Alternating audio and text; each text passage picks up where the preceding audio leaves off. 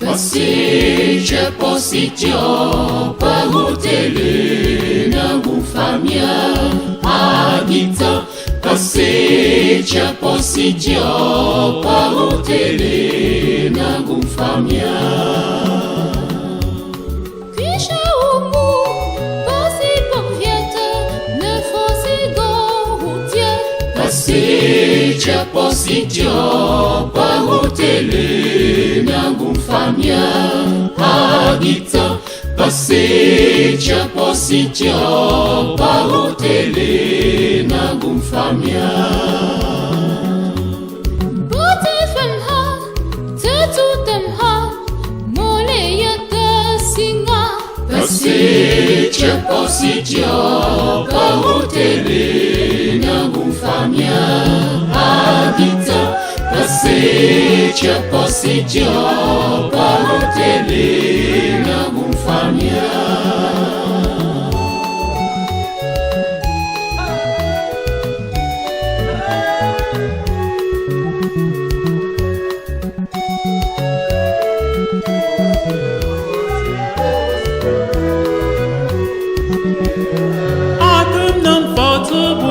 Padanya fotie dujana yubunya. Passeja positio parutele nangu famia agita. Passeja positio parutele nangu famia.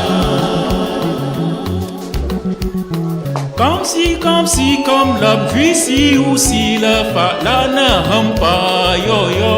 Passeja positio parutele nangu famia.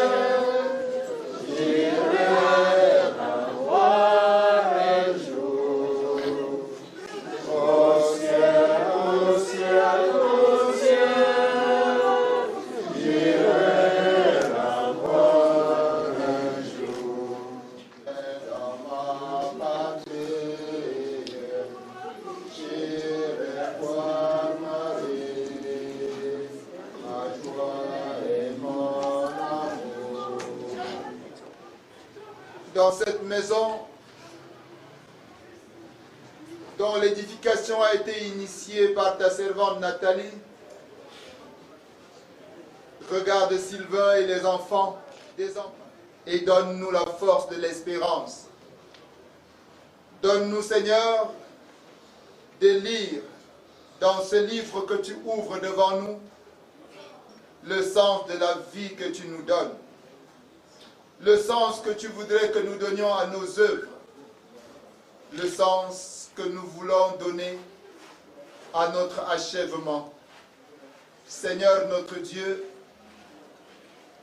nous n'arrivons pas à te dire merci tant notre douleur est profonde.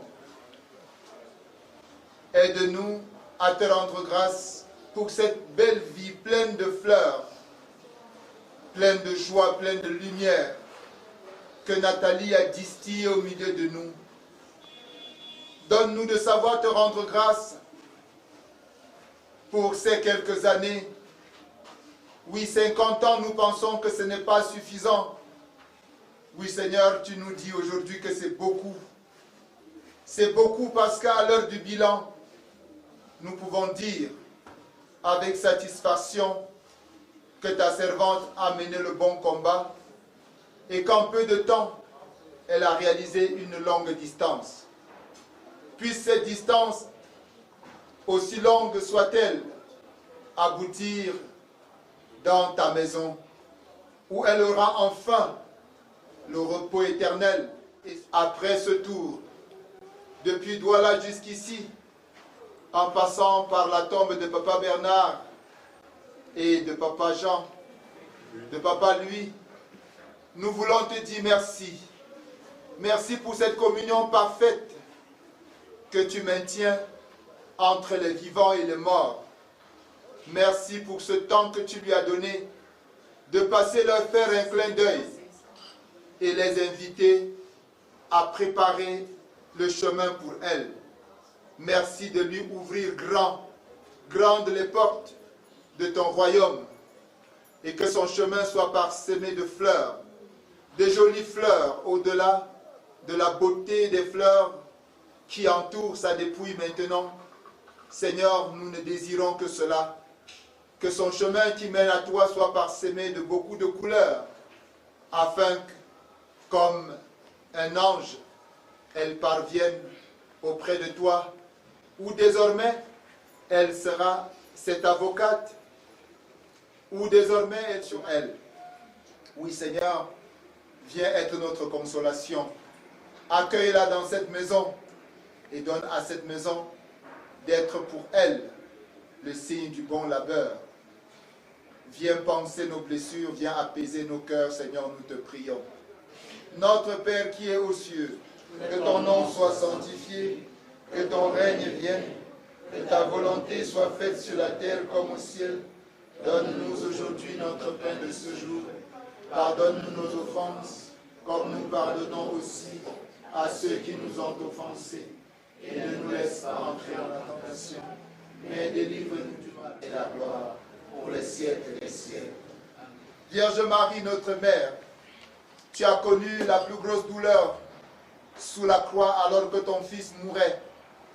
Regarde ces femmes qui perdent ici leur fille. Regarde ces enfants qui perdent leur mère.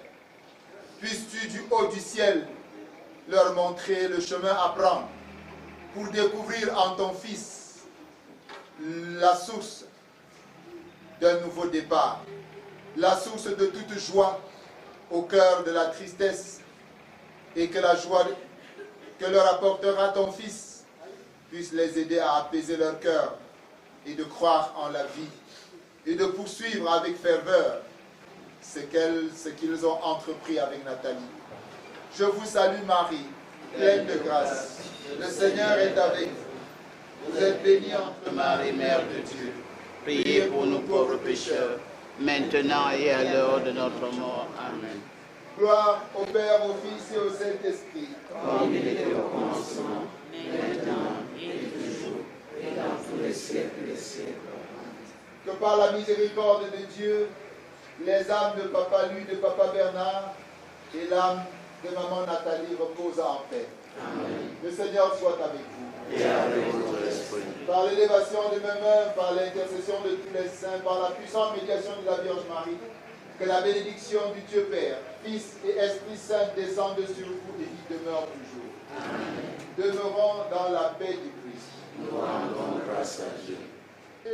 Ô Seigneur, tu es Seigneur, le loin, glorifié.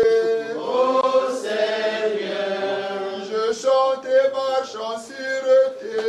Ô Seigneur, Seigneur, tu es Seigneur, le long de mon cœur.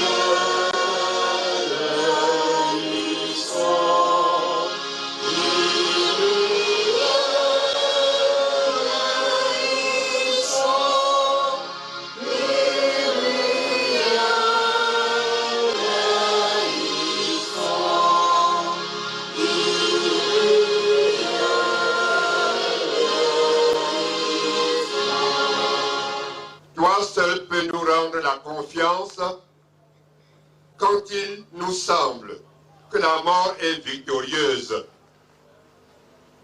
Augmente aujourd'hui notre foi en ton Fils Jésus ressuscité des morts. Affermis notre espérance de la résurrection de Nathalie, la servante, notre fille, de notre sœur, par Jésus-Christ, ton Fils, notre Seigneur, notre Dieu, qui vit et règne avec toi dans l'unité du Saint-Esprit maintenant et pour les siècles des siècles. Sagesse. La vie des justes est dans la main de Dieu. Aucun tourment n'a de prise sur eux. Celui qui ne réfléchit pas s'est imaginé qu'il était mort. Le départ de ce monde a passé pour un malheur Quand ils nous ont quittés, on les croyait anéantis, alors qu'ils sont dans la paix. Aux yeux des hommes, ils subissaient un châtiment, mais par leur espérance, ils avaient déjà l'immortalité. Ce qu'ils ont eu à souffrir était peu de choses auprès du bonheur dont ils seront comblés, car Dieu les a mis à l'épreuve et les a reconnus dignes de lui. Comme on passe l'or au feu du creuset, il a éprouvé leur valeur. Comme un sacrifice offert sans réserve, il les a accueillis. Au jour de sa visite, ils resplendiront, ils étincelleront comme un feu qui court à travers la paille. Ils seront les juges des nations et les maîtres des peuples, et le Seigneur régnera sur eux pour toujours. Comme ceux qui mettent leur confiance dans le Seigneur comprendront la vérité. Ceux qui sont fidèles resteront avec lui dans son amour, car il accorde à ses élus grâce et miséricorde. Parole du Seigneur.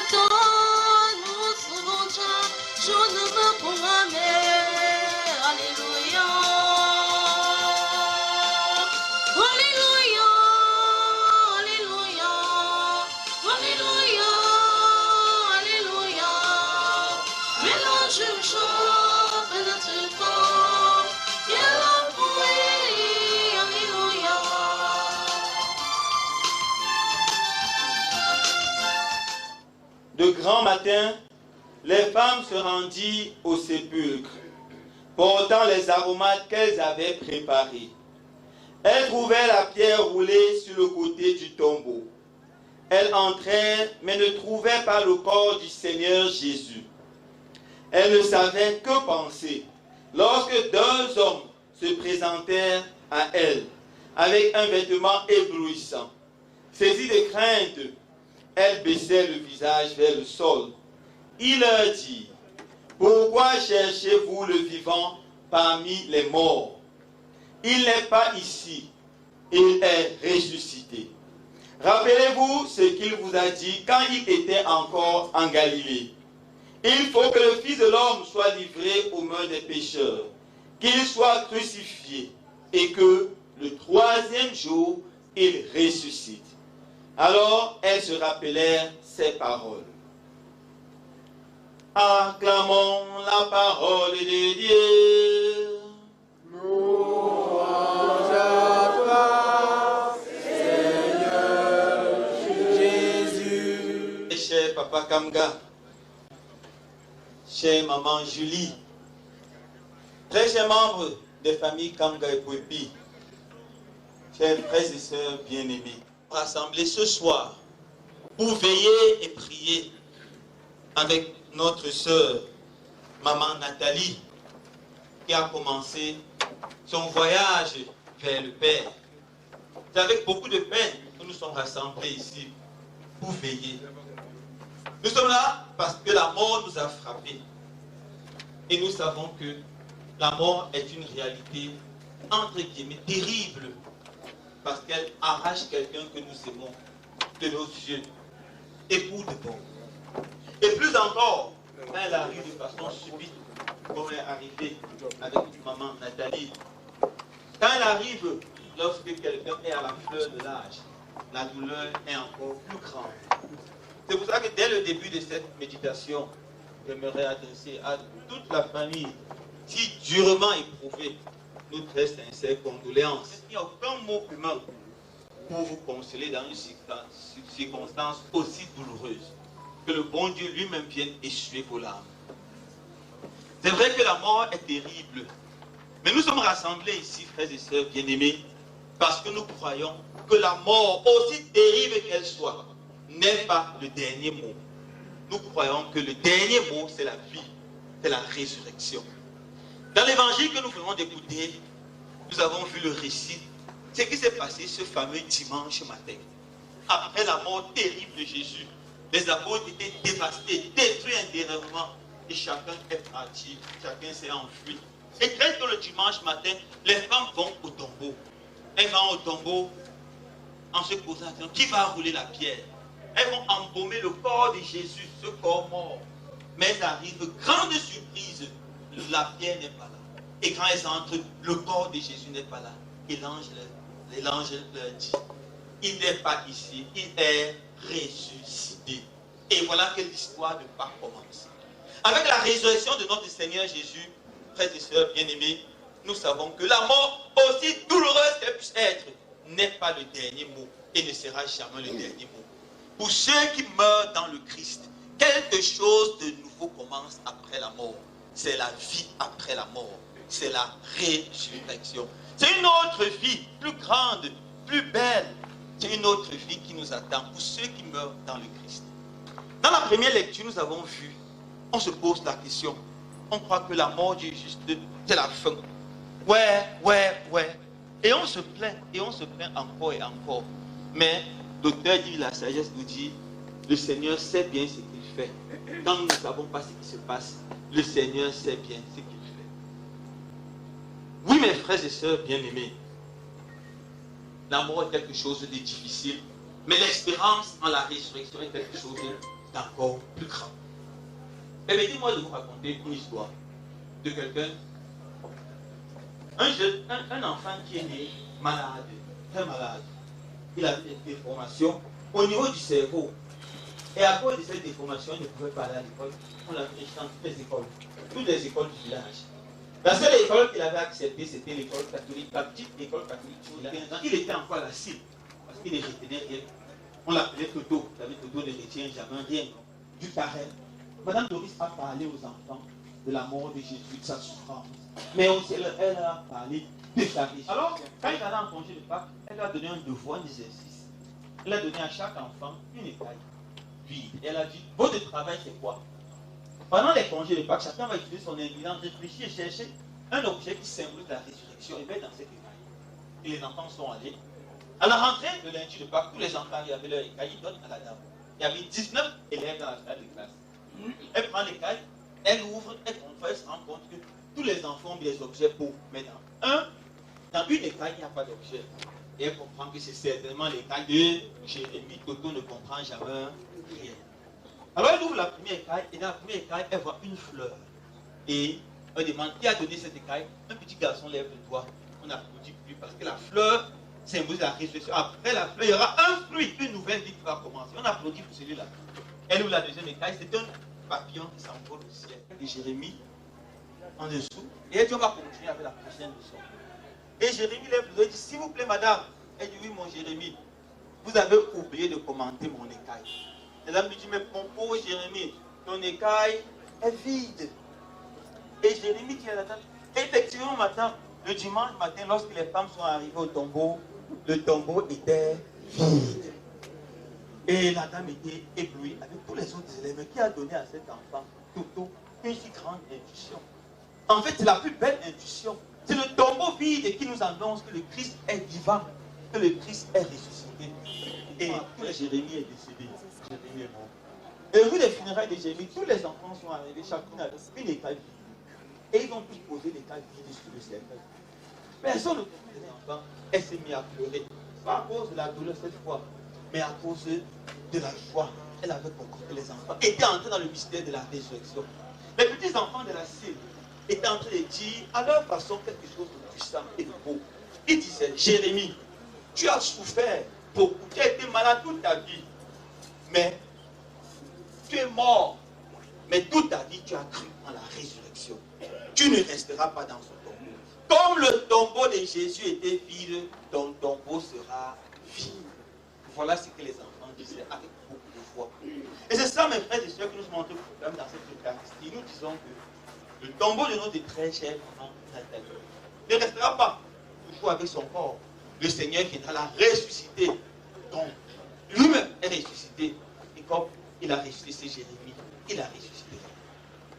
Parce qu'il est. C'est un moment où on se coupe du monde pour aller chercher Dieu. C'est un moment où on se coupe du monde pour aller prier Dieu, pour aller adorer Dieu. Et c'est après cette détresse spirituelle que notre maman s'en va dans la gloire du Père. C'est après un temps de prière, de purification et de sanctification qu'elle s'avance dans la gloire du Père. Vous savez qui mes frères et sœurs, c'est ça qu'on appelle la grâce d'une bonne mort. La grâce d'une bonne mort, c'est mourir en paix avec Dieu. Mourir en paix avec Dieu. Et c'est justement la bonne mort qui nous ouvre les cieux. Nous sommes des morts.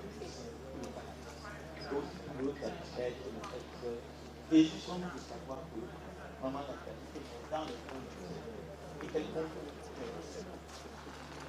Deuxième chose, frères et sœurs, dans toutes les familles du monde entier, spécialement au bout de moi, quand un événement aussi tragique arrive, on est ébranlé. Et lorsqu'on est ébranlé, le diable se lève toujours. De toute façon, ils nous prennent au lieu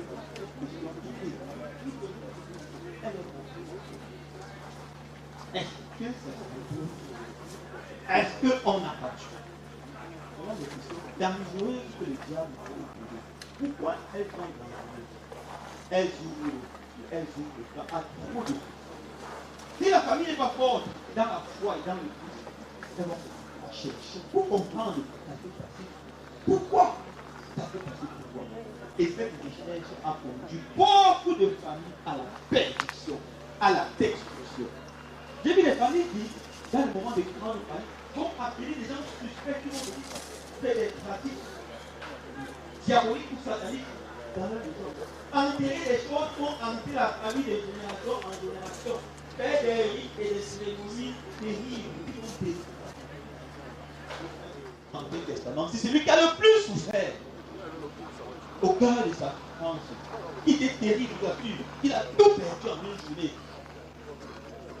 Toutes ses propriétés étaient un milliardaire, si on utilisait les mots de il a perdu toute sa fortune pour avoir la vaisselle.